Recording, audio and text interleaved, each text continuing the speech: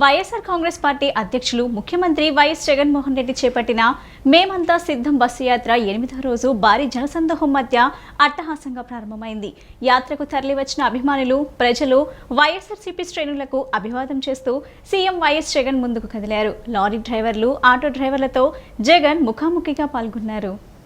YSR Congress party అధ్యక్షులు ముఖ్యమంత్రి YS Jaganmohan Reddy చేపట్టిన మేమంతా సిద్ధం బస్సు యాత్ర 8వ రోజు భారీ జనసందోహం మధ్య అట్టహాసంగా ప్రారంభమైంది. గురవరాజుపల్లె రాత్రి బస చేసిన ప్రాంతం వద్ద నుంచి సీఎం బయలుదేరారు. గురవరాజుపల్లెలో సీఎం వైఎస్ జగన్కు ప్రజలు పెద్ద ఎత్తున స్వాగతం పలికారు. యాత్రకు తరలి వచ్చిన అభిమానులు, ప్రజలు వైఎస్ఆర్సీపీ శ్రేణులకు అభివాదం చేస్తూ సీఎం వైఎస్ జగన్ ముందుకు కదిలారు. ఏర్పేడు చౌరస్తాకి భారీగా ప్రజలు, కార్యకర్తలు, అభిమానులు చేరుకున్నారు. బస్సు యాత్రలో వస్తున్న సీఎం వైఎస్ జగన్కు గజమాలతో స్వాగతం పలికారు. బస్సు యాత్ర 8వ రోజు ఏర్పేడు మీదుగా పనగల్లు, శ్రీకాళహస్తి బైపాస్ మీదుగా చిన్న సింగమల సమీపంలో 11 గంటలకు చేరుకుని లారీ డ్రైవర్లు, ఆటో డ్రైవర్లతో ముఖాముఖిలో పాల్గొన్నారు. అనంతరం చావలి చేరుకుని భోజన విరామం తీసుకుంటారు. విరామం అనంతరం సాయంత్రం 3:30 నాయుడుపేట నుంచి చెన్నై జాతీయ రహదారి పక్కన ఏర్పాటు చేసిన బహిరంగ సభలో పాల్గొని సీఎం వైఎస్ జగన్ ప్రసంగిస్తారు. సభ అనంతరం ఓసిలి cross, Budhanam, Gudur bypass, Munubolu, Nellore bypass మీదుగా చింతరెడ్డి పాలెం వద్ద రాత్రి బస చేసే ప్రాంతానికి చేరుకుంటారు.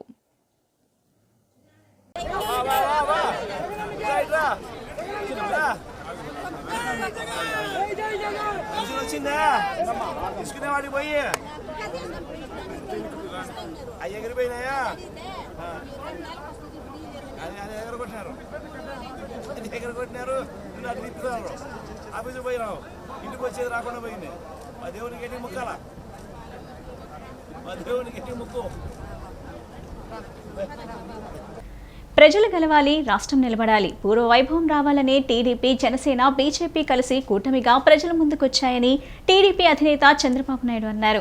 వాలంటీర్ వ్యవస్థకు తాను వ్యతిరేకం కాదని, వారు రాజకీయం చేయడానికి తాను వ్యతిరేకమన్నారు. వాలంటీర్లంతా తటస్థంగా ఉండాలని, వారికి న్యాయం చేస్తామన్నారు. అధికారంలోకి వచ్చాక ఎస్సీల కోసం సబ్ ప్లాన్ అమలు చేసి వృద్ధిలోకి తీసుకొస్తామన్నారు. మాదిక వర్గానికి ఒక ఎమ్మెల్సీ ఇచ్చి సామాజిక న్యాయం చేస్తామని చంద్రబాబు అన్నారు. కోనసీమ జిల్లాలో పర్యటించిన టీడీపీ అధినేత చంద్రబాబు కొత్తపేటలో నిర్వహించిన ప్రజాగళం సభలో పాల్గొని ప్రసంగించారు. ఇటీవల జగన్ తనను పశుపతి అని విమర్శించారని, దానికి అర్థం ప్రపంచాన్ని కాపాడే శివుడని, అందుకే తాను శివుడి అవతారమెత్తానని చెప్పారు. విషయాన్ని గొంతులో పెట్టుకుని శివుడు ప్రపంచాన్ని కాపాడితే తనని, తన కుటుంబాన్ని, పవన్ కళ్యాణ్ ఎంత ఇబ్బంది పెట్టినా, వేధించినా రాష్ట్రాన్ని కాపాడుకోవడానికి భరించానని అన్నారు. ప్రశాంతతకు మారుపేరు కోనసీమ అని, ఎప్పుడైనా ఇక్కడ హింస జరిగిందా? కానీ ఇప్పుడు రాష్ట్రమంతా ఎక్కడ చూసినా కబ్జాలు, దాడులు, హత్యలు, అక్రమ అరెస్టులే జరుగుతున్నాయన్నారు. మద్యం నిషేధించిన తర్వాతే ఓట్లు అడుగుతానని జగన్ అన్నారు. ఆ పని చేశారా? మద్య నిషేధం చేయకపోతే వైకాపాకు ఓట్లు అడిగే హక్కు లేదన్నారు. బాబాయ్ను గొడ్డలతో చంపి సానుభూతితో గెలిచిన వ్యక్తి జగన్ అని, అలాంటి వ్యక్తికి రాష్ట్రాన్ని పాలించే అర్హత ఉందా అని ప్రశ్నించారు. వాలంటీరు వ్యవస్థకు తాను వ్యతిరేకం కాదని, వారు రాజకీయం చేయడానికి తాను వ్యతిరేకమన్నారు. వాలంటీర్లంతా తటస్థంగా ఉండాలని, వారికి న్యాయం చేస్తామన్నారు. ప్రతిపక్షాలపై బురద జల్లేందుకు పింఛన్లు ఇవ్వకుండా చేశారని ఆరోపించారు. పింఛన్ డబ్బులు వచ్చే వరకు వృద్ధులు, దివ్యాంగులకు పార్టీ శ్రేణులు అండగా ఉండాలని పిలుపునిచ్చారు. అధికారులు ఒక్క నెల కూడా ఇంటి వద్ద పింఛన్లు ఇవ్వలేరా అని ప్రశ్నించారు. వైకాపా హయాంలో వ్యవసాయం, నీటిపారుదల, ఆక్వా రంగాలు కుప్పకూలాయని, వాటిని కాపాడే బాధ్యత తీసుకుంటామన్నారు. అధికారంలోకి వచ్చాక ఎస్సీల కోసం సబ్ ప్లాన్ అమలు చేసి వృద్ధిలోకి తీసుకొస్తామన్నారు. మాదిగ వర్గానికి ఒక ఎమ్మెల్సీ ఇచ్చి సామాజిక న్యాయం చేస్తామని చంద్రబాబు అన్నారు. నిన్న ముఖ్యమంత్రి మాట్లాడుతున్న ఒక మాట అన్నాడు, పశుపతి అన్నాడా లేదా? ఆ మాట విని నవ్వుకున్నా. నేనేం ఆశ్చర్యపోలేదు. పశుపతి అంటే ప్రపంచాన్ని కాపాడినటువంటి శివుడు. అందుకే నేను శివ అవతారం ఎత్తాను. నేను ఆ మాట కూడా అంగీకరిస్తున్నా. ప్రపంచాన్ని రక్షించడానికి ఆ శివుడు విషయాన్ని కూడా గొంతులో పెట్టుకొని ప్రపంచాన్ని రక్షించాడు. అవునా కాదా అని మిమ్మల్ని అడుగుతున్నా. నేను కూడా 5 సంవత్సరాలు మీరు చూశారు. ఎన్ని దాడులు, ఎన్ని దోపిడీలు నా మీద మాట్లాడినా లేకపోతే మిత్రుడు పవన్ కళ్యాణ్ గారిని అడుగడుగున ఇబ్బందులు పెట్టారా లేదా అని మిమ్మల్ని అడుగుతున్నా. భయపడ్డామా మీకోసం? అరెస్టులకు ఏమైనా భయపడి ఇంటికి పారిపోయామా మేము? అందుకే నేను భరించా, ఎన్నో అవమానాలు పడ్డా, శారీరకంగా మానసికంగా కుటుంబ పరంగా కూడా అందరిని హింసించారు. కానీ ఒకే డిటర్మినేషన్, ఒకే ఆలోచన, మళ్ళీ తెలుగు జాతిని కాపాడుకోవాలి. అవసరమైతే ఎలాంటి విమర్శలు చేసినా, ఎన్ని దాడులు చేసినా దాడులను అధిగమించడమే కాకుండా బుల్లెట్ మారిగా దూసుకుపోయి ఈ రాష్ట్రాన్ని కాపాడుకుంటామని చెప్పి నేను మీకు తెలియజేస్తున్నా. పెన్షన్లు తీసుకోవడానికి వెళ్లి గంగూరుకి చెందిన వజ్రమ్మ అనే వృద్ధురాలు మృతి వ్యవహారంలో మంత్రి జోగి రమేష్ తీరును పెనంలూరు టీడీపీ అభ్యర్థి బోడే ప్రసాద్ తప్పుపట్టారు. పెన్షన్ పంపిణీపై వైసీపీ నీచ రాజకీయాలు చేస్తుందని మండిపడ్డారు. జోగి రమేష్ రాజకీయ సమాధికి పెనంలూరు వేదిక కాబోతుందని జోస్యం చెప్పారు. పెన్షన్ల పంపిణీ చేపట్టిన తొలి రోజే పెన్షన్లను తీసుకోవడానికి వెళ్లి గంగూరుకు చెందిన వజ్రమ్మ అనే వృద్ధురాలు మృతి చెందిన విషయం విదితమే. కాగా ఈ వ్యవహారంలో మంత్రి జోగి రమేష్ తీరును పెనమలూరు టీడీపీ అభ్యర్థి బోడే ప్రసాద్ తప్పుబట్టారు. ఆటోనగర్లోని టీడీపీ కార్యాలయంలో ఏర్పాటు చేసిన విలేకరుల సమావేశంలో ఆయన మాట్లాడుతూ పెన్షన్ పంపిణీపై వైసీపీ నీచ రాజకీయాలు చేస్తుందని మండిపడ్డారు. జోగి రమేష్ రాజకీయ సమాధికి పెనమలూరు వేదిక కాబోతుందని జోస్యం చెప్పారు. జోగి రమేష్ అధికార దాహం అనే మానసిక రోగం కలిగి ఉందని, వైసీపీ అధిష్టానం జోగి రమేష్ను 3 నియోజకవర్గాలు మార్చేసరికి అతని మానసిక పరిస్థితి దెబ్బతిందన్నారు. ఎక్కడ ఎప్పుడు శవం దొరుకుతుందా రాజకీయం చేద్దామనే ఆలోచనతో జోగి రమేష్ ఉన్నాడు అంటూ ఫైర్ అయ్యారు. అసలు వజ్రమ్మ మృతికి కారణం ఎవరో వారి కుటుంబ సభ్యులే చెబుతున్నారని అన్నారు. పెన్షన్ పంపిణీ చేయాల్సిన అధికారులు 3 సార్లు సచివాలయానికి ఇంటికి వజ్రమ్మను తిప్పడంతో ఆమె చనిపోయిందన్నారు. అనారోగ్యంతో ఉన్నవారికి ఇంటి వద్దే పెన్షన్ ఇవ్వాలనే నిబంధనలను అధికారులు ఉల్లంఘించారని ఆరోపించారు. వజ్రమ్మ చనిపోయిన విషయం తెలుసుకుని వేరే సచివాలయం నుంచి తీసుకొచ్చిన డబ్బులు పంపిణీ చేశారని మండిపడ్డారు. బిల్లులు చేయడానికి 16,000 కోట్ల రూపాయలు బిల్లులు శాంక్షన్ చేశావే అంటే దీని అర్థం ఏంటంటే మళ్ళీ ప్రభుత్వంలోకి రావట్లేదు, కార్యకర్తల జేబులు నింపాలి. ఈ 16,000 కోట్ల రూపాయలు నిధులు కాంట్రాక్టర్లకు రిలీజ్ చేసి వాళ్ళ ద్వారా వచ్చిన ముడుపుల ద్వారా ఎన్నికల్లో ఖర్చు పెట్టాలి. ఈ ఒక్క కారణం తప్పితే ఇంతమంది పేదవారు కడుపు కొడుతున్నావే, సచివాలయాల దగ్గర కనీస సౌకర్యాలు కూడా లేకుండా 1వ తేదీ ఉదయం 9 గంటలకి పంపిణీ చేయాల్సిన పెన్షన్లు ఎందుకు పంపిణీ చేయలేకపోయారు? సచివాలయాలు ఏర్పాటు చేశానని, రైతు భరోసా కేంద్రాలు ఏర్పాటు చేశానని, విలేజ్ క్లినిక్లు ఏర్పాటు చేశానని పదే చెప్పుకుంటా ఉన్నావే. ఇంతమంది ప్రభుత్వ ఉద్యోగులుంటే పెన్షన్ పంపిణీ చేయటం నీకు నీ అసమర్థత బయటపడుతుంది. విజయవాడ తూర్పు నియోజకవర్గంలో 650 కోట్ల మేర అభివృద్ధి పనులు చేసిన ఘనత దేవినేని అవినాష్ సొంతమని ఎంపీ కేశినేని నాని ప్రశంసించారు. పేదలకు, సామాన్యులకు వైసీపీ ఎమ్మెల్యే, ఎంపీ సీట్లు ఇస్తుంటే చంద్రబాబు హేళనగా మాట్లాడుతున్నారని ఆగ్రహం వ్యక్తం చేశారు. 2024 ఎన్నికల తర్వాత చంద్రబాబు సొంత రాష్ట్రం తెలంగాణకి పారిపోతారని వ్యాఖ్యానించారు. క్రీస్తురాజపురంలో ఏర్పాటు చేసిన తూర్పు నియోజకవర్గ జోనల్ ఎన్నికల కార్యాలయాన్ని విజయవాడ ఎంపీ కేశినేని నాని, తూర్పు నియోజకవర్గ ఎమ్మెల్యే అభ్యర్థి దేవినేని అవినాష్ ప్రారంభించారు. ఈ సందర్భంగా నాని మాట్లాడుతూ తూర్పు నియోజకవర్గ వ్యాప్తంగా అభివృద్ధి పనులు చేసిన నాయకుడు అవినాష్ అని, 1,00,000 మందికి రక్షణగా రక్షణ గోడ కట్టించిన గొప్పతనం అవినాష్ది అని కొనియాడారు. సీఎం జగన్ను ఒప్పించి వేగవంతంగా రిటర్నింగ్ వాల్ పూర్తి చేశారని, నియోజకవర్గంలో 650 కోట్ల రూపాయల అభివృద్ధి పనులు చేసిన ఘనత అవినాష్ సొంతమన్నారు. పింఛన్దారులను ఇబ్బంది పెట్టిన దుర్మార్గుడు చంద్రబాబు అని దుయ్యబట్టారు. పేదలకు, సామాన్యులకు వైసీపీ ఎమ్మెల్యే, ఎంపీ సీట్లు ఇస్తుంటే చంద్రబాబు హేళనగా మాట్లాడుతున్నారని ఆగ్రహం వ్యక్తం చేశారు. 2024 ఎన్నికల తర్వాత చంద్రబాబు సొంత రాష్ట్రం తెలంగాణకి పారిపోతాడని వ్యాఖ్యానించారు. శవ రాజకీయాలకి చంద్రబాబు పెట్టింది పేరని, కుట్ర రాజకీయాలు, నీచ రాజకీయాలకి కేర్ ఆఫ్ అడ్రస్ చంద్రబాబు అని తీవ్ర విమర్శలు చేశారు. పింఛన్లు పంపిణీ నిలిపివేసింది చంద్రబాబు అని ఆరోపించారు. అనంతరం దేవినేని అవినాష్ మాట్లాడుతూ నియోజకవర్గంలో పలు డివిజన్లకి చెందిన జోనల్ కార్యాలయాన్ని నేడు ప్రారంభించామన్నారు. రాబోయే రోజుల్లో తూర్పు నియోజకవర్గంలో వైసీపీ జెండా ఎగురవేస్తామని ధీమా వ్యక్తం చేశారు. జిల్లా వ్యాప్తంగా భారీ మెజారిటీతో సీట్లు గెలవబోతున్నామని, ఇక్కడ ప్రజలు వైసీపీని గెలిపించడానికి సిద్ధంగా ఉన్నారని అన్నారు. అట్లాగే ఈ మధ్యకాలంలో మీరు చూశారు పేదలకి సామాన్యులకి జగన్మోహన్ రెడ్డి గారు ఎమ్మెల్యేలని ఎంపీలని చేస్తారంటే ఆయనకి ఎగతాళిగా ఉంది. టిప్పర్ డ్రైవర్ ఎమ్మెల్యే ఎట్లా అవుతాడు, సామాన్యుడు ఎంపీ ఎట్లా అవుతాడు అని ఎగతాళి చేస్తుంది కూడా మీరు చూసారు సింగనమల నియోజకవర్గంలో. పేదల పట్ల ఒక చిన్న చూపు చంద్రబాబు నాయుడికి, అది మరొకసారి రుజువైంది.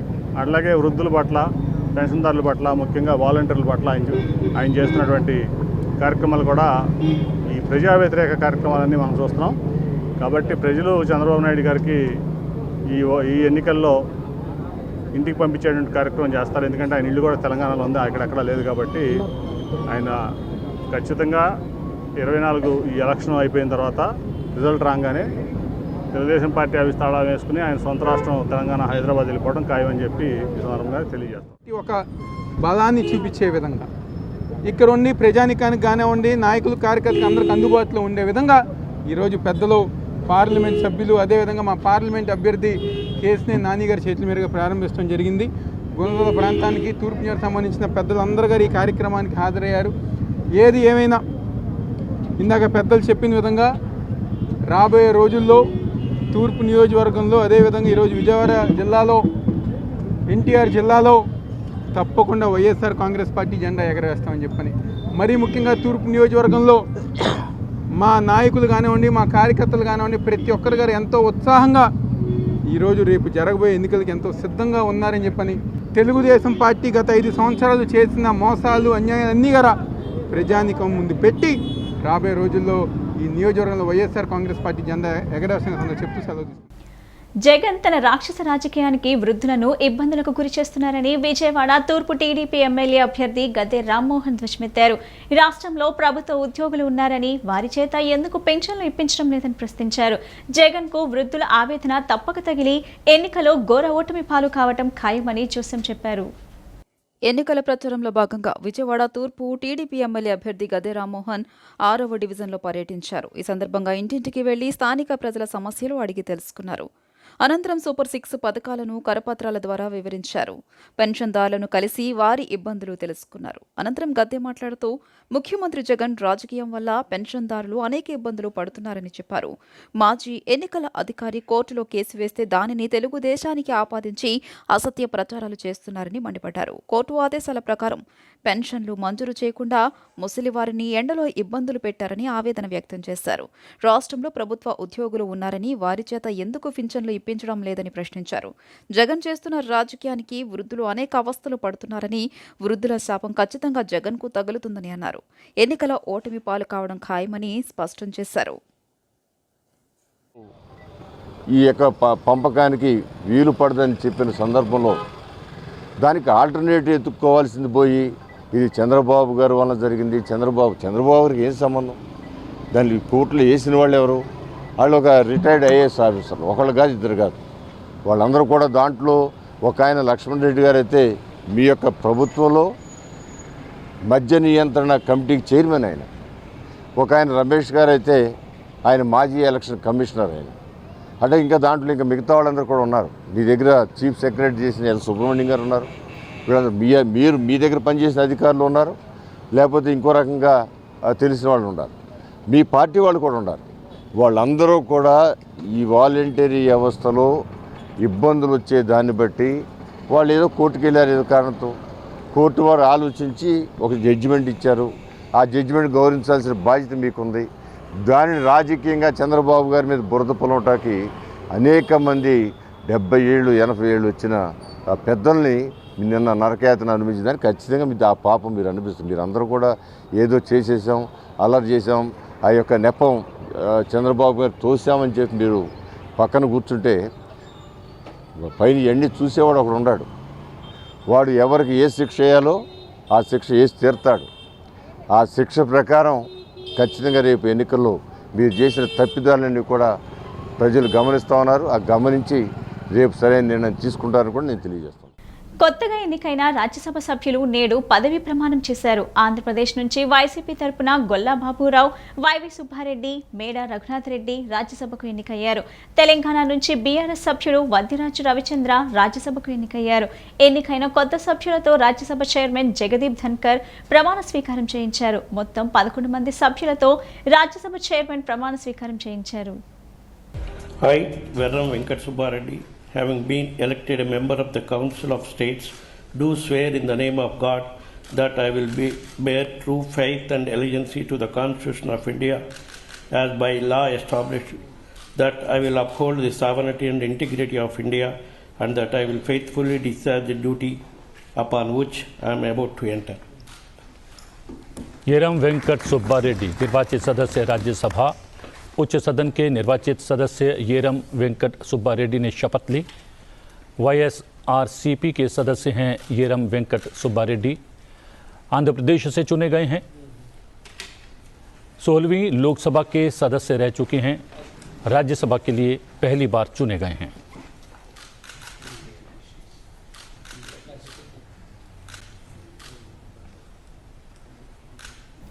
వైసీపీ ప్రభుత్వంలో ప్రజలు భయాందోళనలతో బతుకుతున్నారని ఎంపీ అభ్యర్థి కేశినేని శివనాథ్ సోదరి కేశినేని శ్రీదేవి అన్నారు. రాష్ట్రంలో అభివృద్ధి లేకపోగా ఉన్న పరిశ్రమలకు వెళ్లగొట్టారని ఆరోపించారు. నిత్యం ప్రజాసేవ చేసే ఎమ్మెల్యే గద్దె రామ్మోహన్ ను ఎంపీ అభ్యర్థి కేశినేని శివనాథ్ గెలిపించుకోవాలని ఆమె ఓటర్లను అభ్యర్థించారు. టీడీపీ తూర్పు ఎమ్మెల్యే అభ్యర్థి గద్దె రామ్మోహన్, ఎంపీ అభ్యర్థి కేశినేని శివనాథ్ చిన్ని విజయాన్ని కాంక్షిస్తూ కేశినేని శివనాథ్ సోదరి కేశినేని శ్రీదేవి, జిల్లా పరిషత్ మాజీ చైర్పర్సన్ గద్దె అనురాధ 21వ డివిజన్లో పర్యటించారు. ఇంటింటికి వెళ్లి తెలుగుదేశం ప్రభుత్వం వచ్చాక అమలు చేయనున్న పథకాలకు సంబంధించిన కరపత్రాలను పంపిణీ చేశారు. ప్రజలు ప్రశాంత వాతావరణంలో జీవనం సాగించాలంటే టీడీపీ అధికారంలోకి రావాల్సిందేనని ఓటర్లు దృఢ సంకల్పంతో ఉన్నారని చెప్పారు.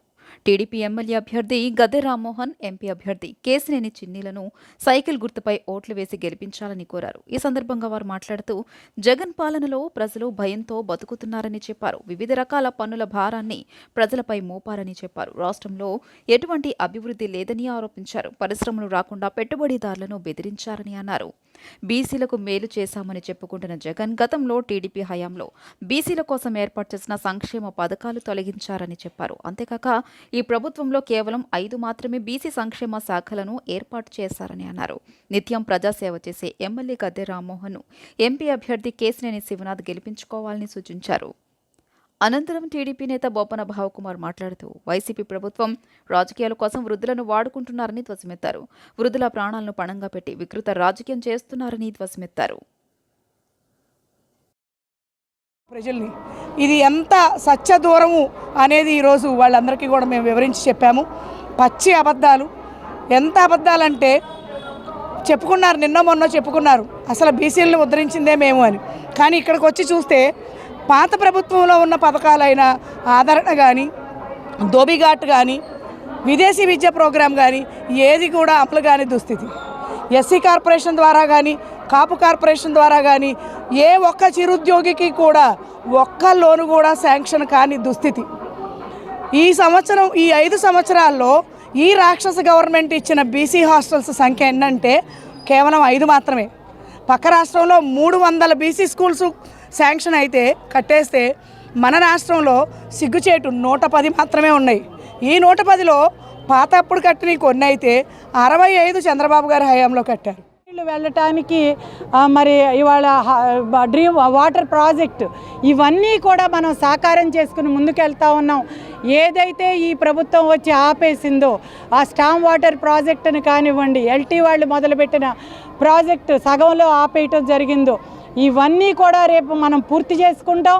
దీని మూలంగా వర్షం పడిన తర్వాత కూడా మరి ప్రశాంతంగా నగర ప్రజలు గాలి పీల్చుకోవటానికైనా, దోమలు లేకుండా ఉండటానికైనా ఇవన్నీ ఎన్నో కార్యక్రమాలు ఉన్నాయి, చేయాల్సిన కార్యక్రమాలు. ఇది నిరంతర ప్రక్రియ. మరి ఏదో ఒక చిన్న రోడ్డు వేసి మరి ఒక అవగాహన లేని నాయకులమని చలామణి అవుతూ వాళ్ళకి అసలు అభివృద్ధి గురించే తెలియని వీళ్ళు ఎన్నో మాటలు చెప్తారు. ప్రజలు ఇవాళ అన్నీ గ్రహిస్తూ ఉన్నారు. అదేవిధంగా రేపు సంక్షేమం, మరి 3 సంక్షేమాన్ని మనం అందించబోతా ఉన్నాం. వీటన్నిటితో రేపు తెలుగుదేశం సంకీర్ణ ప్రభుత్వం అధికారంలోకి రావటం ఖాయమని వచ్చి ఎవరున్నా కానీ ఇచ్చేవారు. ఇప్పుడు వాలంటరీ వ్యవస్థ వచ్చి ప్రతి ఇంటికి వెళ్ళి ఇస్తున్నాం.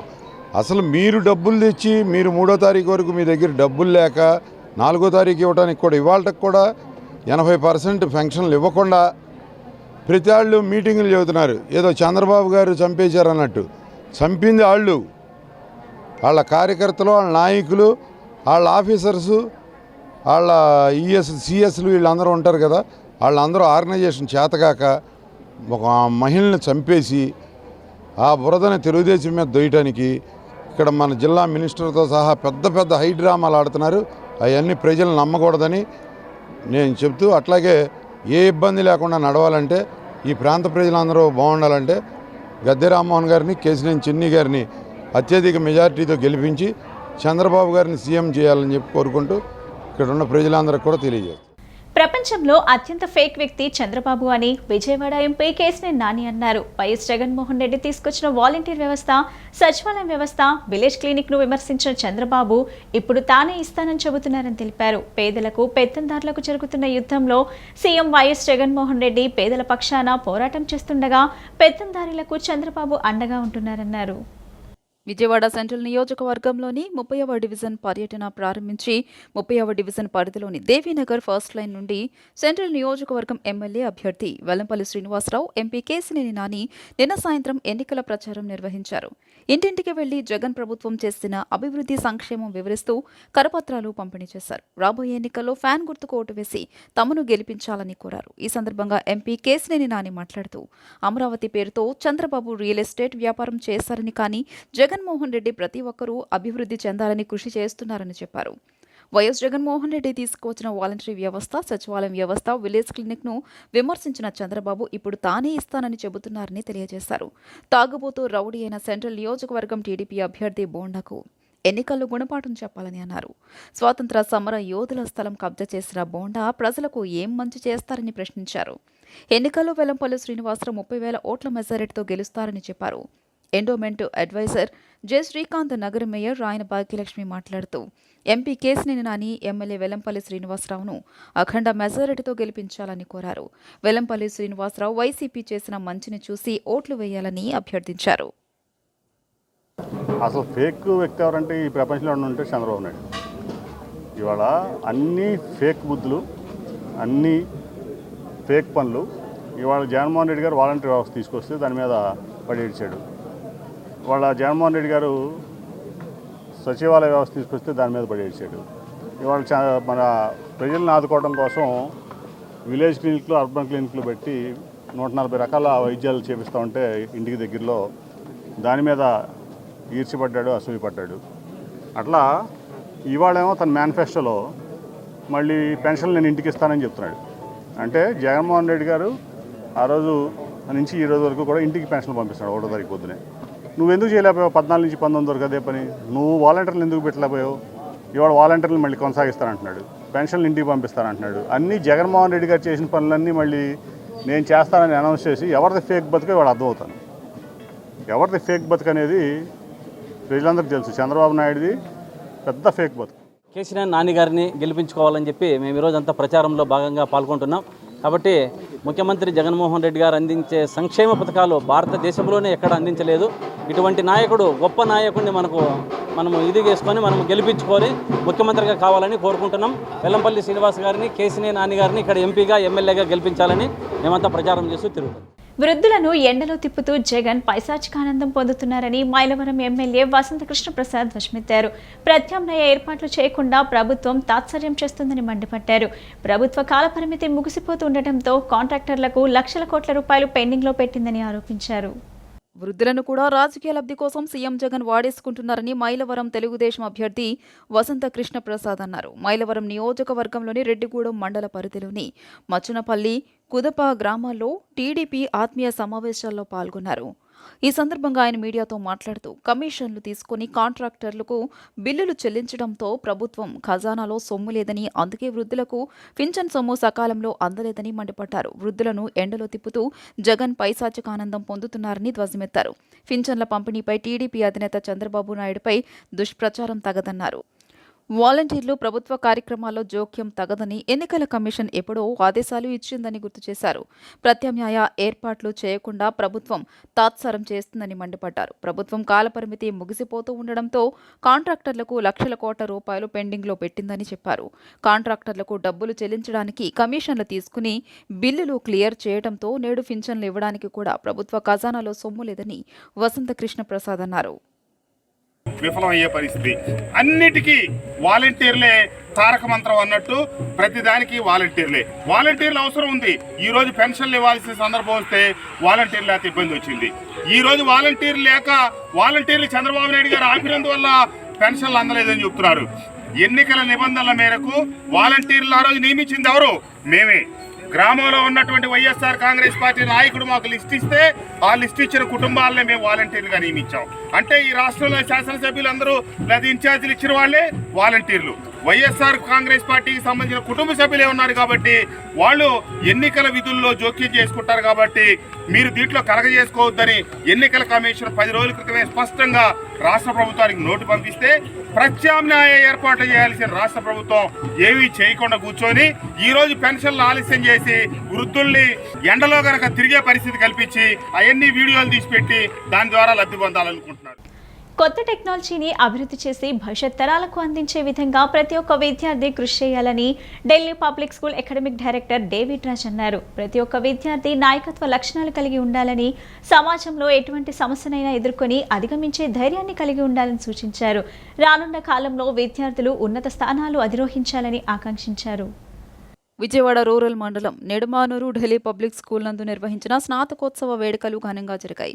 ఈ కార్యక్రమానికి ముఖ్య అతిథిగా విచ్ AP school of law dean doctor Chakka Banerjee, పాఠశాల first lady Parimi Sunanda, academic director David Raju విచ్చేశారు. అతిథులు కలిసి జ్యోతి ప్రజ్వలన చేసి కార్యక్రమాన్ని ప్రారంభించారు. ఈ నేపథ్యంలో +2 పూర్తి చేసిన విద్యార్థులకు గ్రాడ్యుయేషన్ సర్టిఫికెట్లను అందజేశారు. VIT AP school of law dean doctor Banerjee చక్క మాట్లాడుతూ భవిష్యత్తులో గొప్ప పేరు ప్రతిష్టలు సంపాదించాలని, ఎక్స్ జనరేషన్కి చెందిన మీరంతా కొత్త టెక్నాలజీని అభివృద్ధి చేసి భవిష్యత్తు తరాలకు అందించాలని కోరారు.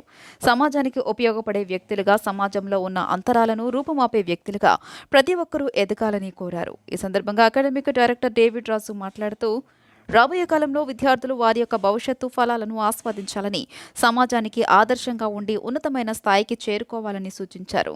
ప్రతి విద్యార్థి నాయకత్వ లక్షణాలు కలిగి ఉండి సమాజంలో ఎటువంటి సమస్య ఎదురైనా ధైర్యంగా అధిగమించాలని సూచించారు. విద్యార్థులకు అభినందనలు తెలియజేశారు. విద్యార్థులు చేసిన సాంస్కృతిక కార్యక్రమాలను చూపర్లను కట్టిపడేశాయి. నేను అనుకున్నది ఏంటంటే జనరల్గా స్టూడెంట్స్ అందరు ఇంజనీరింగ్, మెడిసిన్ చదువుతారని చెప్పేసి అనుకుంటే ఇక్కడికి వచ్చిన తర్వాత నాకు మంచిగా తెలిసింది ఏంటంటే స్టూడెంట్స్ వెరైటీ ఆఫ్ ఫీల్డ్స్ని ఎంచుకోవటం అది ఒక మంచి శుభపరిణామంగా భావిస్తున్నాం. కొంతమంది స్టూడెంట్స్కి అమెరికాలో వాళ్ళకి గ్రాడ్యుయేషన్ చదవటానికి మంచి సీట్లు వచ్చినందుకు ఢిల్లీ పబ్లిక్ స్కూళ్ళు యాజమాన్యం చాలా కృషి చేశారు. వాళ్ళ టీచింగ్ ఫ్యాకల్టీ ఇది చాలా మంచి హర్షణీయమైన సందేశం మనకి ఈరోజు ఈ ఢిల్లీ పబ్లిక్ స్కూల్లో దొరుకుతుంది.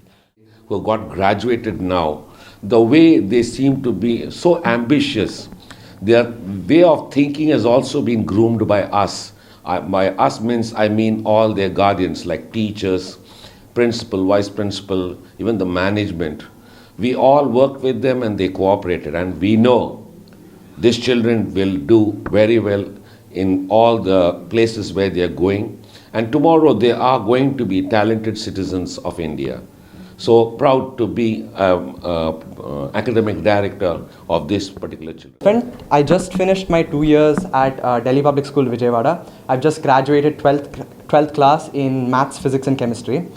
And I'd like to say wholeheartedly that this school not only offered me the opportunity to explore my subjects further in a deeper level due to the high quality teachers, but it also offered me the opportunity to see a lot more than just textbooks in these 2 years. We had a lot of events throughout the year, and I personally got the chance to participate in a lot of them. I've been studying here for over 7 years, and this school has given me more than any other school can ever give me. The education, the facilities, the people, the environment, the language and communication skills, the leadership that I need in life has all been given to me by DPS. The teachers are extraordinary. The faculty is of the top quality, and our classrooms and our books, everything. It's the perfect school to come to if you're looking for better education. We today have celebrated our very first graduation ceremony for 12th graders, class of 2024. We are the first school in Vijayawada to accomplish this.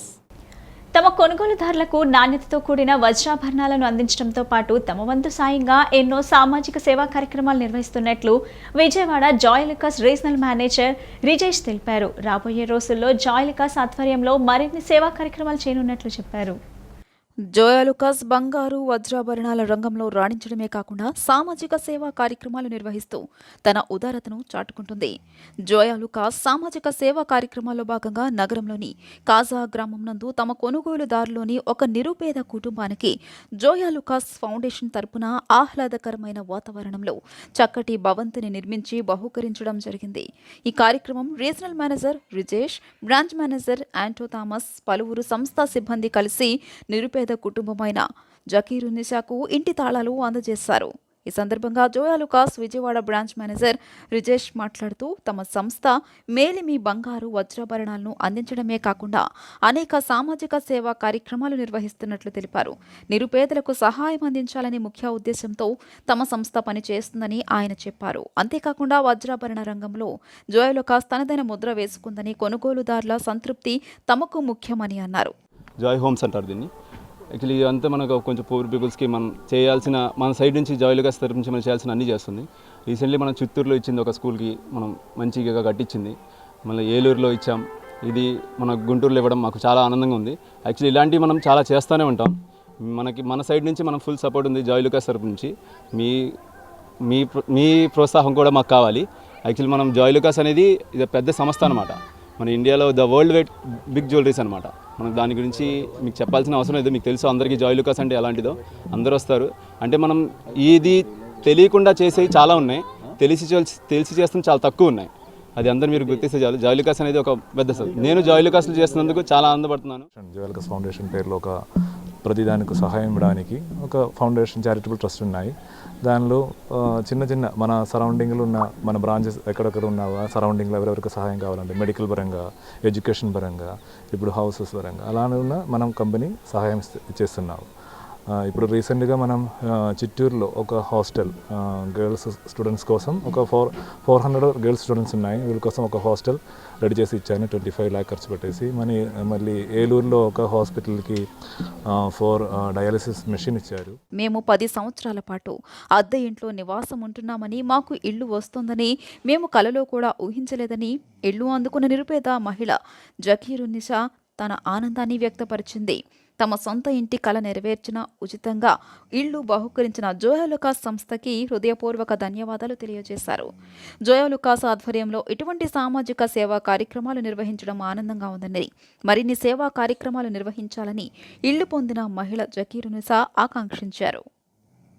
నమస్తే అండి, నా పేరు ఎండి ఆబిదున్నిసా. నాకు జోయాలుకాస్ తరపు నుంచి ఇల్లు కట్టించారు. చాలా సంతోషంగా ఉంది. ముందు కూడా ఇలా పేద ప్రజలకి ఇలా ఆదుకుంటే చాలా మంచిది.